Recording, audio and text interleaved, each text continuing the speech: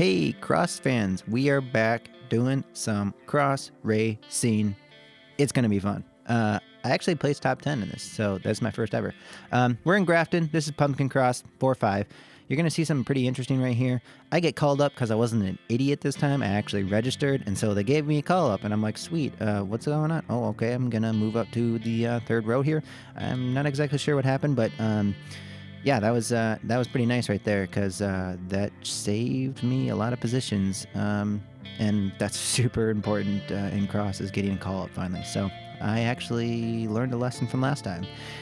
Speaking of learning lessons, oh, see that transition? Okay, I'm going with a new format. I'm not really going with any of the goals or anything. I'm just going to talk about what I learned, and we're going to have an open discussion. This needs to be something that I can get some feedback, and we're only going to go over one lap, maybe with some highlights of what happens later in the race. So lessons learned: nutrition prep, warm up, and scout the course. Those are all things that I failed at big time this race because I was buying a MacBook Pro for like, I think it was like $600 and I sold it for $1,200. So I was making some money. So life happens sometimes and you're not able to eat breakfast and then you're not even able to warm up. I showed up like 20 minutes before this race and I was like, oh shit, we need to go. It was crazy. So what do you do when you can't scout? That's what we'll talk about in a minute. So I guess we start with why would you scout a course? First thing is obviously the conditions. You can kind of figure out what your tire pressure should be, or if you're super rich like me, just kidding, I'm super poor. You can get another wheel with a different tire type for mud versus all-terrain. And that's maybe one of the first things you do is you find what those conditions are like. Is it super muddy? Do you need a mud tire? And then obviously the second one is strategy and figuring out your lines. So then the question becomes, how do you scout a course if you're able to? In the ideal world, obviously, the course is open prior to your race, or prior to the race ahead of yours. Ideally, obviously, the race be ahead of yours, and for me, I have about 15 minutes to do that. So if you can get a slow lap in and then a fast one, that's ideal because the slow lap, you can spot some hazards, you can find all the ditches, you can see where the big rocks are and the big roots are, and you can sort of stop at the most difficult parts. You can look around, you can check it out at a few different angles. I get off my bike actually at a couple different sections and say, okay, what is this most difficult part going to be like when I ride it? I re-ride that part maybe. And then when you go fast, you can sort of figure out what your lines are going to be based on the speed that you're going to take it during the race. And then obviously you can adjust your tire pressure either in the pit or ideally during the scouting so that, you can figure out, are you going to bottom out or not? The tire pressure, being that formula of weight divided by 10 plus 5, may or may not be ideal for the course. You may bottom out a couple more times than you need to. I've been told that maybe you try to bottom out at least once during the scout, and that'll give you an idea of, okay, you're roughly where you need to be. That I didn't do in this race, and you'll see what happens because of that. So some of the tips that you can do, so these are some tips I came up with for when you can't actually scout the course. When you show up and you're like, oh man, I just bought a MacBook and I have no time to scout the course. These are maybe some things that you can do in the scenario. So one is ask other riders, which I think I'm doing right here. I basically turned to the guys on my right and I was like, so what's going on with this course, guys? And they were just super nice, obviously, because cross is a little bit more of a social, not so crazy competitive. And these guys are generally fun to be around. So these guys to my right were just like, oh yeah, you're going to find out this like water by this part by the water and you won't be able to ride up it. It's got some rocks on it. We've tried it. You definitely want to carry your bike there. So red flag right there for me. Okay, figure out where the water is, and then if there's a section that's coming up, keep an eye out for that. The other thing you can do is YouTube from previous year races. Unfortunately with that, it doesn't give you everything because you may or may not have the same course lineup or setup. Another thing you can do is, obviously, you want to still move up as early as possible, which happens here, right? So off the start line, you go as fast as possible. That's super, super important still. Just go all out and die. That's my strategy, is go all out and die right off the bat, no matter what. So even if you can't scout, still remember that's number one rule, is continue to move up. Start off with maybe a little bit higher tire pressure. I went really low. I was like, let's go with less than I normally go because that makes you faster, right? Well, I bottom out quite a bit, and it was actually kind of scary during this race. So maybe if you can't scout, try a little bit higher pressure just in case, so you're not like gonna bottom out as much as you do like I did in this course. Another thing you do, obviously, find those worn paths. Figure out where others are going, watch the riders ahead of you. And the most important is obviously to remember and adapt. So here we go with the race. Again, out of the gun. Here I go. I got some space on the left. I'm gonna go all out. And I've been finding this is actually, without a doubt to me, the most important. And I'm passing a whole bunch of guys already. You can't let up. Right here, I maybe let up. People are letting up. You just have to go as hard as you possibly can from the start, and it has to be hard here too. It has to be unrelenting in the beginning. You have to be in the first couple guys if you're going to win this race, and then you can't mess up after that.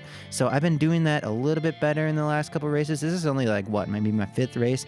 Here you can see there's going to be a gap open. And, I've been able to recognize that a little better of when I really need to gun it. I should have been gunning it back there. I should have been gunning it all the entire time. But I do recognize that here on the first lap. And again, we're only going to go through the first lap here and maybe show you a little bit of highlights of prior laps at certain difficult sections. But here again, I'm letting this gap it's not like a road gap, obviously, where I'm drafting. It's enough of a gap to see sort of where they're going, and it's enough of a gap to see sort of what lines these people ahead of me are taking. So that's part of the strategy when you can't scout as well, is, okay, I may not be directly on this person, and I may not know exactly what's coming up, but I can look at the riders ahead of me and see what they're doing, right? So in this section, for example, everyone's sort of letting up a little bit because they know they're coming up to this section, which gets a little dodgy. It's a little steep on the left-hand side there, where you really got to go single file. There's no way to go 2 people deep in that. But again, you're kind of checking out what these other guys are doing. This part was particularly difficult because there's about to be a rock that someone could hit right there, if you can see that right in the middle of your screen, which I dodged, but it was big enough to cause some problems. So if you see that, remember, hey, there's a rock there, which I do in previous laps. This little crazy little weird section. And then you can see up here, these guys are kind of, okay, cones. So that's number 1. Obviously, this guy's taking video, but cones is a good sign that there's either some hazard or something going on. So if you see some just random cones, no tape or anything, that's a flag. And you can see here, there's this little ramp up, and this gravel was a little bit worrisome. If you take this too fast, you fly off there, it causes problems. So if you learn that, you can take this second lap like I did, a little bit on the inside, go a little bit faster, and not have to worry about slipping off. So here it is again. This is the second lap. I take this so much faster than the first. You can see right there. That was just so much faster. So you get past that section, and here we go. There's a big ditch, runoff ditch. This doesn't destroy anything. Maybe burp out some tires if you're going tubeless, but all you got to do is, on the second lap, like you can see right here, I do on the second lap, just miss that little ditch. So again, these sections, you can hit your tires pretty hard, and you got to learn, you got to adapt, right? You got to say, okay, first lap, that section had a ditch right there. I got to just go to the left, and I won't hit my tires as hard. It'll be smoother, which will be faster. That's something you got to just adapt as you go. And so here you go. This section was relatively straightforward. The guys ahead of me, I almost hit that part there. So you got to be a little bit careful with keeping up guys ahead of you. Obviously, you wanna win this race or do well, but you can't be going too light. So this section is really interesting. I'm 6'3", and here's a tree that you hit your head on, you get knocked out. That's not fun. So I think some of these cross races are kind of almost in a way like setup that is not ideal for people who are taller like me, because that means I have to go on the outside here and not hit my head while other guys can go on the inside. So I go outside and look at the amount of effort you have to put in right there to get back up where you need to be. This is the second lap. Watch when you take it a little bit wider and go back inside. This isn't ideal, but it's a little bit faster and smoother. You can see how much faster that went through. Again, not ideal, but again, you go back to the first lap, and here I'm like struggling to get back on this wheel, and this guy recognized it, and this guy, hell yeah, I love this. Take some risks. Get past people. This guy takes it. He goes really close, borderline scary close, but I gotta respect this. And it's the first lap. I obviously took that last turn a little bit slow, so he's like, fuck that, I'm going ahead of you. And let's just watch this one more time at speed, because I eventually get up here, but yeah, fuck yeah, he's passing me. That's awesome. I need to do that more. Not super risky. I mean, that was borderline risky, but not enough to like take somebody out. But you got to take some risks in cross, right? I mean, you got to say, I'm going all out. I'm gonna win this race, and that's how it goes. Again, you don't need to kill someone, but I like that. I like that what that guy did. Whoever that guy is, hell yeah. Anyways, so I watched the YouTube videos on this race, and right here, I know there's a big hill. So that's another thing you can do before you scout, right? You can say, okay, there's a big hill apparently right here, and everyone's getting off their bikes. And of course, they put a barrier like a third of the way up, because fuck you, they have to do that. So anyways, right here, I dismount way too early. You can tell I'm way too far back. I should ride my bike as close as I can to this barrier and then jump off. So that's number one. You'll see the second lap footage, and I do much better at it. And now everyone's walking their bike up, it's sort of awkwardly. So for some reason, I apparently saw that, and I must have seen that and been like, hey, let's just do whatever they're doing and just, walk your bike up. Definitely not ideal. Watch any of the pros. They're all carrying it on their shoulder. And you'll see here in the second lap, this is what I do. So second lap here, I'm taking this a little bit faster. I get a little bit closer to the barrier before I jump off. And now I'm carrying it on my shoulder, because that's a smart thing to do. Another thing you can do, I'm not the best at carrying. Again, I'm sort of a noob at this, but I tried to sway my arm. See my left arm there in my shadow? I try to use that as momentum, just like what you do with running with your arms. So when you're running up big sections like that, that can help you out. So now, again, going back to this first lap, I have no clue what's ahead of me. We're getting to some sections that you can take a little bit more speed at. These guys are slowing down, so luckily I can catch back up a little bit here. But again, for when you can't scout, you still got to do this motto of go as hard as you possibly can to get where you need to be in a race-winning position, right? And I'm clearly not doing that yet, because you can see the front of the race is right there. They're a couple turns ahead of me already. So not necessarily ideal right now. I'm probably around 12th area, and I finished in 10th. So right now I'm not in the position where I need to be to win a cross race. I need to be going harder. And if I'm not going harder here, doesn't really matter if I didn't scout the course. Doesn't really matter what techniques I'm going. If I'm not in a race winning position, everything is not doing me well. So here we go. We get to a section where you can see these guys are taking whatever turn is coming up really wide. And so I imagine I got to slow down here a little bit and probably take this a little bit slower than I would on the second lap, which you'll see, or the third lap. These guys take it pretty wide. So I'm going to do the same. I'm going to take it pretty wide. I come down here. I can't see what's going on. And you can see this black peg here. Oh, I'm way too far to the right there. Come back to the left and able to swing it around. So here, I take this a lot faster on the second lap, right? I'm taking this a lot faster. I go much more to the inside. So by the time I hit this spike, I can zoom around that a lot quicker. And you can see just second lap or third lap, whatever that replay is so much faster than the first one. So that, again, tells you maybe if you can scout before, it really can make the difference between doing well and not doing as well.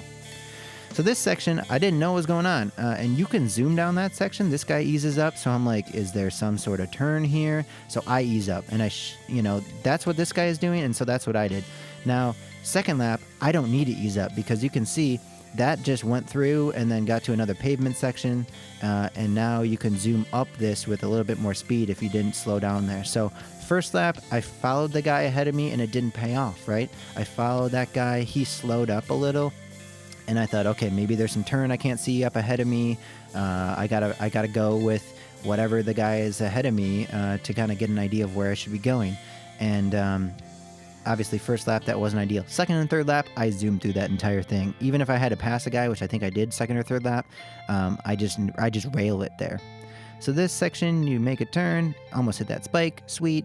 Second lap, that turn had a wind somehow in another direction, and the tape was right against my thigh or my legs, and that was a little bit dodgy. So again, being able to scout that line at a different speeds, at a couple different speeds during your scout ride, could have prevented me potentially even from crashing right there into that stake. So that's another ideal reason why you might scout. So here we go. Another tree. Sweet. Tall person. Being a tall person sucks ass in a cross race. Look at this. Luckily, so first lap, I didn't know what I'm doing, right? So I'm going to play this a little bit safe, go a little bit further around this tree, not knowing whether a branch is going to smack me in the face or not. And so I take this probably a little bit more wider than I needed to. So second lap, let's see what we do here. Second or third lap, I take it much more inside because I can dodge under that. That first, here's one more time. Yeah, so much closer, much faster. And it didn't have like a branch that would hit me in the face and kill me like that other tree earlier in the race. So here we go. This section is getting close to the part where you're going to start to see some water, right? So because there's the water right there. So I'm coming up on a water section. I should know, okay, water. Somebody told me to get off. And you can see the guy ahead of me getting off, right? So he's getting off his bike. I see water. I know, okay, the guy ahead of me, the guys at the start of the race said this is the part that you got to walk or you climb. You know, you can't be in your bike on this section. So I know I got to get off, right? So first lap, had a little advantage. And here we go. So this is the section I got to get off. There's lots of little tiny rocks there, a little bit muddy. Can't really ride. And so it was a little bit slow. And here we go with the second lap. Because of that second, adapt, I can do this a lot quicker. Look at how much faster this is.